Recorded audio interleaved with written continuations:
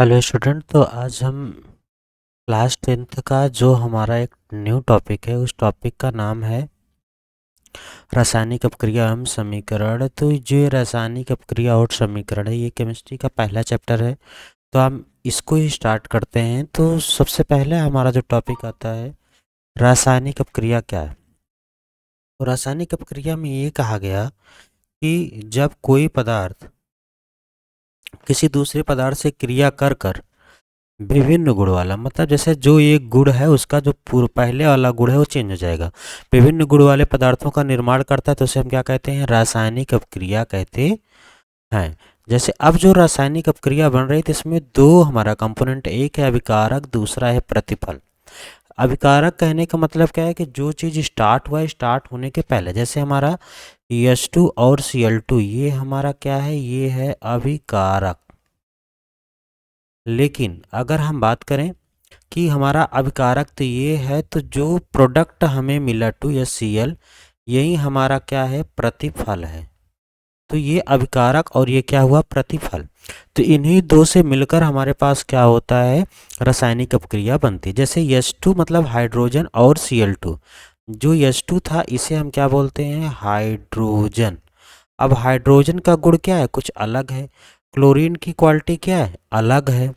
लेकिन जैसे ही हम इन दोनों को मिलाते हैं, तो यहाँ पे हमारे पास क्या बन गया, 2HCl मतलब हाइड्रोक्लोराइड। तो इसकी प्रॉपर्टी क्या हो जाएगी, अलग हो जाएगी। तो इसीलिए कहा जा रहा है कि जब कोई पदार्थ एक दूसरे से क्रिया करके एक अलग गुण वाले पदार्थ का निर्माण करते हैं, तो उसी को हम क्या कहते हैं, रासायनिक अपक्रिया कहते हैं। जो स्टार्ट में है H2Cl, वो हमारा क्या है, वो हमारा अभिकारक है। और प्रतिफल क्या है, जो हमें उससे कोई प्रोडक्ट, नया प्रोडक्ट बना, वही हमारा क्या होगा, प्रतिफल होगा। जैसे अगर हम यहाँ से देखें, इसके अकॉर्डिंग दूसरा अगर हम रिएक्शन देखें, तो कि हमें कौन सा प्रतिफल है और कौन सा रिएक्टेंट है, तो हम ये कह सकते हैं कि जैसे हमारे पास क्या है, एक है calcium carbonate, CaCO3। Calcium carbonate को जब हम हीट करेंगे तो क्या बनेगा, CaO, calcium oxide plus CO2। तो ये हमारा CaC3 क्या है, कैल्शियम कार्बोनेट। तो इसमें अगर पूछा जाए कि कौन सा हमारा प्रतिफल है और कौन सा हमारा अभिकारक है, तो कैल्शियम कार्बोनेट हमारा क्या हो जाएगा, अभिकारक हो जाएगा। ये क्या होगा, अभिकारक, क्योंकि यहीं से स्टार्ट हुआ रिएक्शन। और जो हमारा प्रतिफल होगा, प्रतिफल में क्या हो जाएंगे, कैल्शियम ऑक्साइड और कार्बन डाइऑक्साइड, ये दोनों हमारे क्या हो जाएंगे, प्रतिफल हो जाएंगे। तो ये हमारा क्या था, रासायनिक अपक्रिया। अब इसमें ये पूछा गया कि रासायनिक अपक्रिया की कुछ विशेषताएं होती हैं। तो पहली जो विशेषता है, इसमें ये कहा गया है कि गैस की उत्पत्ति,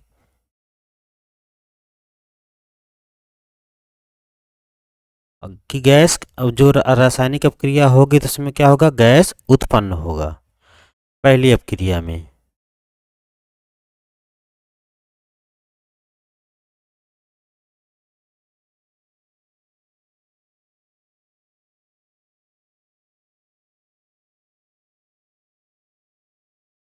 जब गैस की उत्पत्ति की बात हो रही है, कैसे गैस की उत्पत्ति होगी, पहला विशेषता इसका है कि गैस की उत्पत्ति होगी। अब इसमें ये पॉइंट आता है कि गैस की उत्पत्ति कैसे होगी।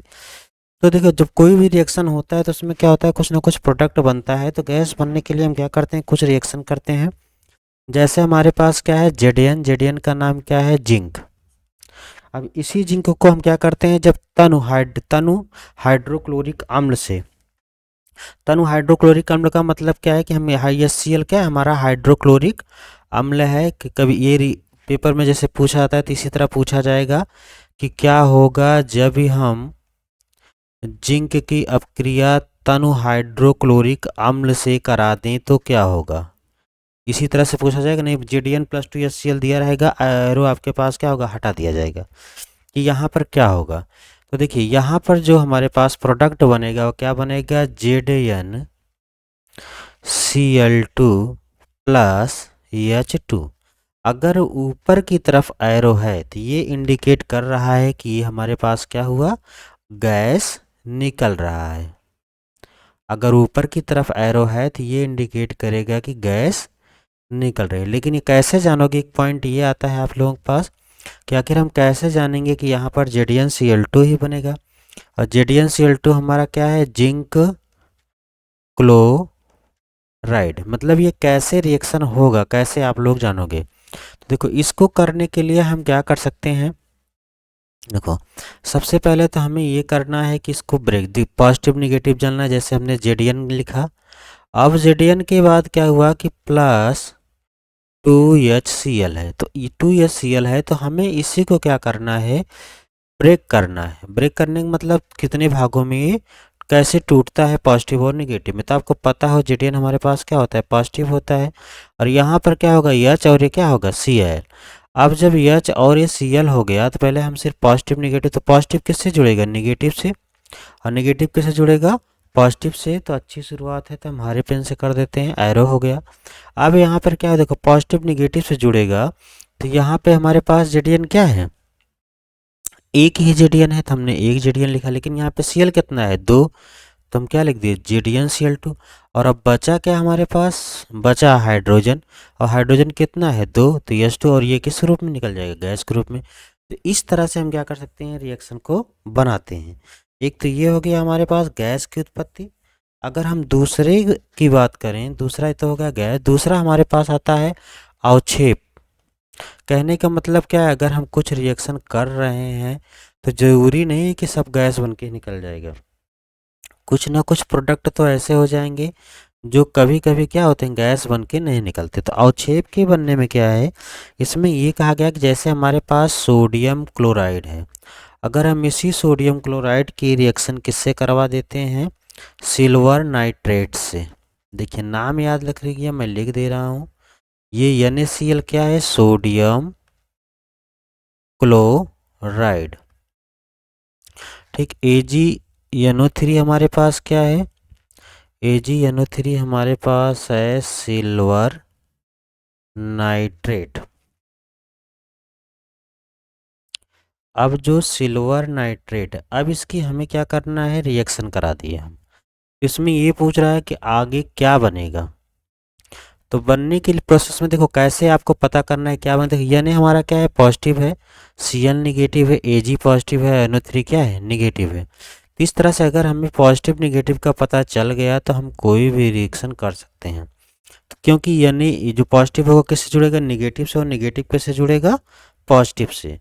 तो हमारे पास यहाँ पे देखिए कौन सा है, अगर हम सिल्वर के अकॉर्डिंग, Ag के अकॉर्डिंग बात करते हैं, तो Ag हमारे पास क्या है, पॉजिटिव है, और नेगेटिव क्या है, Cl है। तो ये हो गया AgCl। प्लस बचा क्या हमारे पास, Na और Na3, तो ये हमारे पास क्या हो गया, NaNO3। तो इस तरह से अगर हम देखें तो हमारे पास क्या हुआ कि जो AgCl बना, AgCl को हम क्या कहते हैं, सिल्वर क्लोराइड। क्या बोलेंगे इसको, सिल्वर क्लोराइड।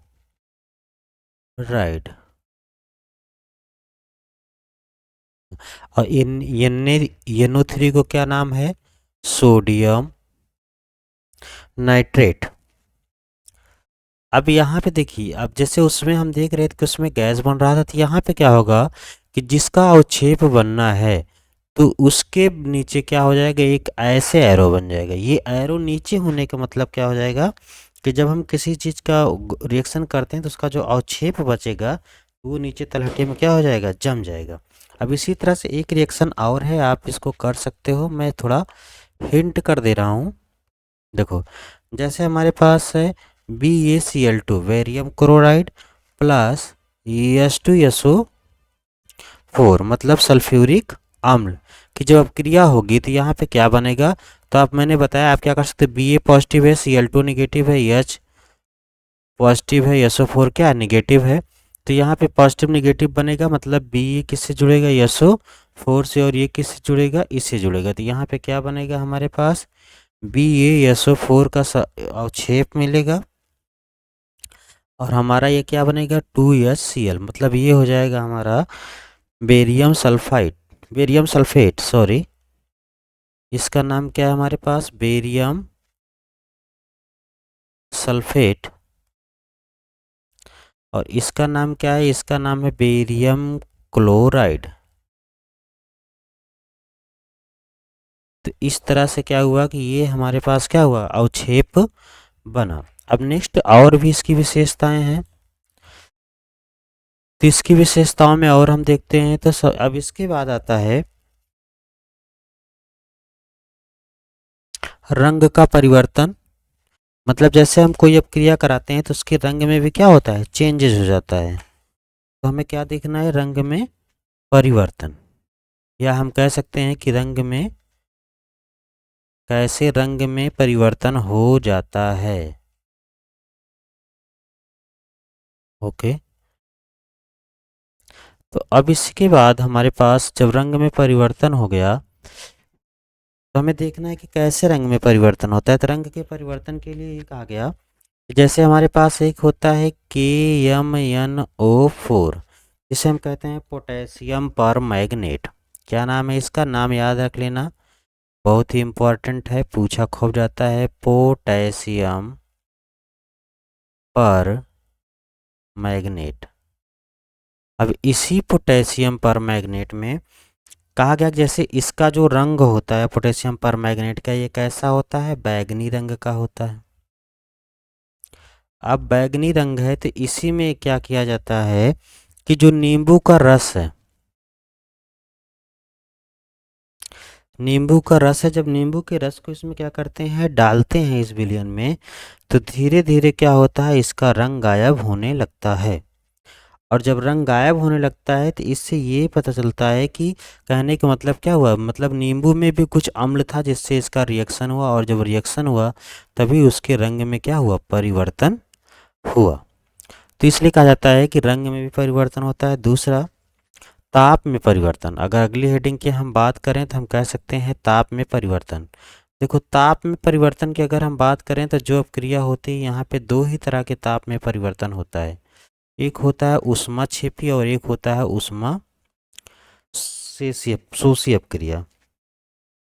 देखो, पहला हमारे पास हो गया ऊष्माक्षेपी अपक्रिया। तो जो ऊष्माक्षेपी अपक्रिया है इसमें ये कहा जाता है कि वो अपक्रिया जिसमें क्या हो, तापमान निकले, मतलब ऊष्मा निकले, और जब ऊष्मा उत्पन्न होती है तो उसी को हम क्या कहते हैं, ऊष्माक्षेपी अपक्रिया।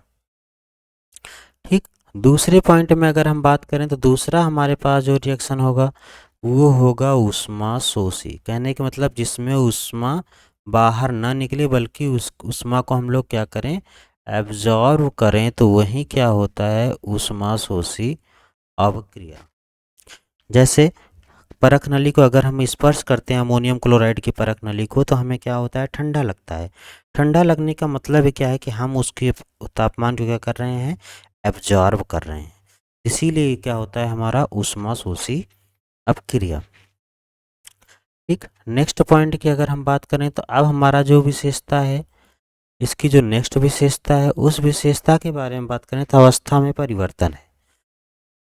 अवस्था में परिवर्तन, अवस्था में परिवर्तन कहने का मतलब जैसे हम मोमबत्ती जलाते हैं तो मोमबत्ती क्या होती है, पहले सॉलिड रहती है, मतलब ठोस रहती है, ठोस से धीरे धीरे किस में हो जाती है, लिक्विड में बदल जाती है। तो कहने का मतलब क्या है कि ये मोमबत्ती को हम जब जलाए तो ठोस से किस में बदली, लिक्विड में, लिक्विड के बाद क्या हो गई, द्रव, लिक्विड से बाद सीधे गैस में बदलकर परिवर्तित हो जाती है। तो जो भी अपक्रियाएं होती हैं उनकी अवस्था क्या होती रहे, चेंज होती रहती हैं। अच्छा, अवस्थाएं कौन कौन सी होती है, या तो सॉलिड होगा, या तो लिक्विड होगा, या तो गैस होगा। तीन ही अपक्रियाएं होती हैं, तो तीनों अपक्रियाएं कोई भी चेंज होती रहेंगी। अब नेक्स्ट में अगर हम बात करें तो हमारे पास है गंध में परिवर्तन।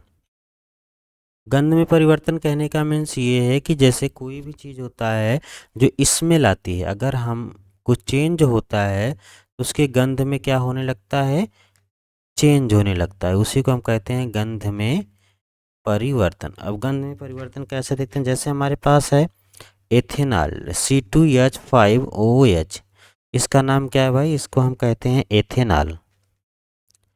ठीक। अब जब एथेनॉल की अपक्रिया हम करा रहे हैं किससे, एथेनोइक अम्ल से, या हम कह सकते हैं कि एसिटिक एसिड से, जिसका नाम है CH3COOH, इसे हम कहते हैं एस्टिक एसिड या एथेनोइक अम्ल। किसकी प्रेजेंस में? तो सल्फ्यूरिक अम्ल की प्रेजेंस में जब इसकी हम अपक्रिया करा रहे हैं, तो देखो ये रिएक्शन आपको बड़ा लग रहा है लेकिन है बहुत आसान अगर आप बनाना चाहो तो। देखो हमने कहा था कि पॉजिटिव निगेटिव में तोड़ना है। C2H5 क्या आपका पॉजिटिव, OH क्या है निगेटिव, और ये आपके पास क्या है पॉजिटिव, हाँ, और ये क्या है आपके पास निगेटिव। तो पॉजिटिव किससे जुड़ेगा? निगेटिव से, और निगेटिव किससे जुड़ेगा? पॉजिटिव। देखो एच किससे जुड़ जाएगा? OH से। पॉजिटिव निगेटिव हो गया, इसके बाद यही बचा, तो आपका रिएक्शन क्या बन जाएगा? रिएक्शन बन जाएगा CH3COO C2H5 plus OH plus H मिलकर क्या बन जाएगा? H2O।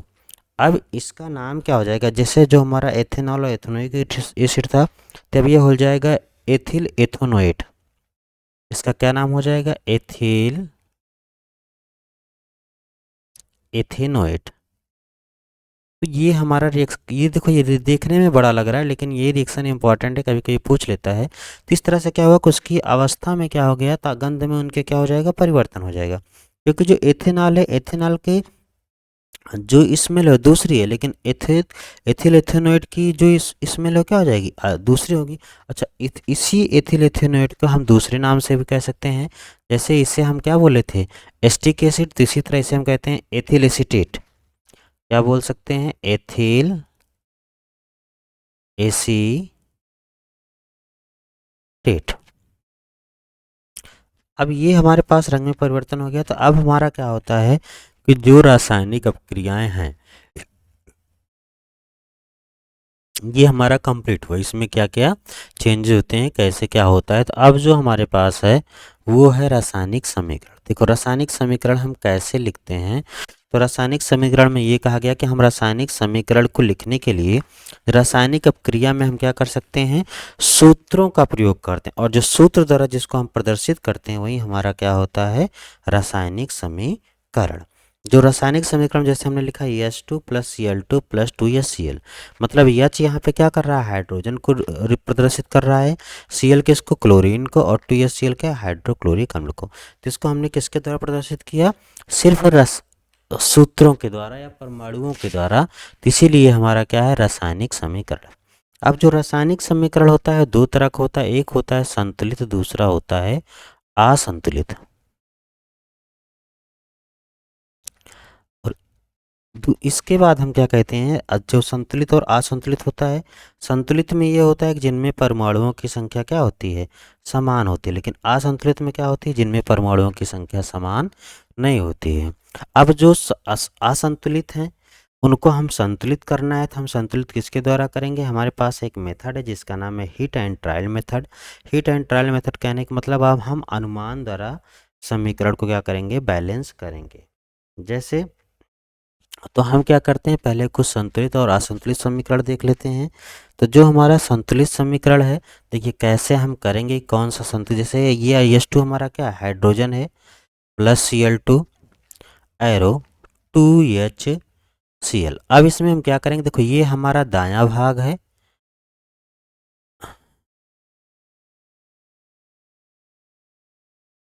ये दायां भाग है, और ये क्या है?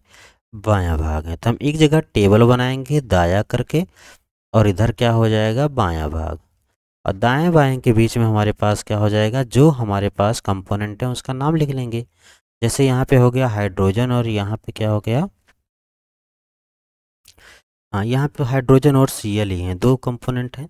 तो दाएं तरफ हाइड्रोजन हमारे पास कितना है? दो, और Cl भी कितना है? दो। बाएं तरफ हाइड्रोजन हमारे पास कितना है? दो, और Cl हमारे बाएं तरफ कितना है? दो। तो इस तरह से अगर हम देखें तो ये हमारा समीकरण कैसा है भाई? संतुलित है। क्यों संतुलित है? क्योंकि दोनों तरफ समीकरण की संख्या, अणुओं की संख्या क्या है? बराबर। दो इधर भी है, दो इधर भी, दो इधर भी, दो इधर भी। तो ये समीकरण हमारा क्या हुआ? संतुलित हुआ। इसी तरह से हम क्या करते हैं? एक रिएक्शन देख लेते हैं किसका? असंतुलित समीकरण का, कि कैसे असंतुलित समीकरण है, और ये भी चेक करेंगे कि इस असंतुलित समीकरण को हम कैसे संतुलित करेंगे। तो असंतुलित समीकरण में हमारे पास जो रिएक्शन है वो रिएक्शन है जैसे H2 plus O2 arrow H2O। तो इस ये हमारा दायां भाग है और ये हमारा बायां भाग है। तो यहाँ पे हम क्या करते हैं, एक टेबल बना लेते हैं दाएं भाग का, और ये क्या है बाएं भाग का। और इस टेबल में क्या करते हैं, जो इनमें परमाणु है, जैसे इधर क्या है हाइड्रोजन है और ये क्या है ऑक्सीजन है। इधर हाइड्रोजन की संख्या कितनी है 2 दाएं भाग में, और ऑक्सीजन की संख्या कितनी है 2। उधर हाइड्रोजन की संख्या कितनी है 2, लेकिन ऑक्सीजन की संख्या कितनी है 1। तो यहीं पे अगर देखिए तो ये हमारे पास क्या हो जा रहा है, डिसबैलेंस हो जा रहा है। तो अब हमें अगर इसे समीकरण को बैलेंस करना है तो हम किस मेथड का यूज करेंगे, हीट एंड ट्रायल मेथड का। हीट एंड ट्रायल मेथड कहने का मीन्स क्या है कि इसको आपको अपने अकॉर्डिंग जहाँ पे जो कम हो जाता है उसको आपको बैलेंस कर देना है। बैलेंस करने के लिए यहाँ पे हमारे पास क्या कम पड़ जा रहा है, बाएं साइड में एक ऑक्सीजन की कमी पड़ रही है। तो हम इसे कैसे बैलेंस कर सकते हैं, यहाँ पे हाइड्रोजन 2 ऑक्सीजन 2 है, तो हम क्या कर सकते हैं कि जो हमारे पास H2O इसके पहले हम क्या करते हैं, हाँ, तो हम क्या करते हैं 2 लगा देते हैं। अब देखिए जैसे अगर हम यहाँ पे देखिए, जो मैं चेंज कर रहा हूँ उसको वाइट से लिख रहा हूँ, जैसे यहाँ पे हम 2 लगा दिए। अब 2 लगा दिए तो यहाँ पे 2 ऑक्सीजन तो हमारा बैलेंस हो गया, ठीक, इधर 2 ऑक्सीजन हमारा क्या हो गया, बैलेंस हो गया। लेकिन यहाँ पे जो हाइड्रोजन है हमारे पास, वो हाइड्रोजन यहाँ पे कितना हो जा रहा है, 4 हो जा रहा है। अब यहाँ पे हाइड्रोजन 4 हो जा रहा है, सॉरी, यहाँ पे हाइड्रोजन क्या हो जा रहा है, 4 हो जा रहा है, ये 2 हमारा बैलेंस हो गया। हाइड्रोजन 4 हो जा रहा है और यहाँ पे हाइड्रोजन 2 हो जा रहा है। अब ये हमारा डिसबैलेंस हो जा रहा है, असंतुलित हो जा रहा है। इसके लिए हम क्या करेंगे कि यहाँ पे भी क्या करेंगे 2 लिख देंगे। तो इस तरह से हमारा क्या हो गया, हाइड्रोजन भी 4 हो गया और ऑक्सीजन भी 4 हो गया। तो ये हमारा क्या बन गया, एक संतुलित समीकरण बन गया। तो ये समझ में आया कैसे करना है, आपको अपने ही अकॉर्डिंग बैलेंस करना है। एक ये हमारे पास है अनुमान द्वारा बैलेंस किया गया है। देखो जैसे इसमें लिखा है Mg plus HCl MgCl2 plus H2। अब इसको क्या करना है, आपको संतुलित करना है, क्योंकि दाएं तरफ देखिए तो Mg में आपके पास क्या है, एक है। Mg हमारा यहाँ पे क्या है, एक है। और हाइड्रोजन क्या है, एक है। Cl क्या है, एक है। यहाँ पे Mg क्या है, एक है। Cl 2 है और हाइड्रोजन 2 है। तो यहाँ पे क्लोरीन और हाइड्रोजन की संख्या बढ़ रही है। तो इसको बैलेंस करने के लिए हमें क्या करना है, किसको हमें क्या करना होगा, फिर से बैलेंस करना पड़ेगा।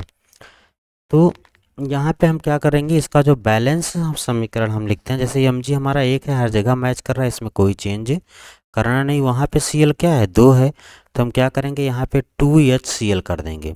2HCl कर देंगे, हमारा 2 हाइड्रोजन भी हो जाएगा, 2 Cl भी हो जाएगा। अब हमारा ये समीकरण क्या हो गया, बैलेंस हो गया। तो इसी तरह से आपको क्या करना है, अपने समीकरण को क्या करना है, बैलेंस करना है। तो उम्मीद है कि ये आपको समझ में आया होगा। एक दो टॉपिक जो भी कहिएगा हम समझा देंगे। ये समझ में आ गया आपके कैसे करना है क्या नहीं।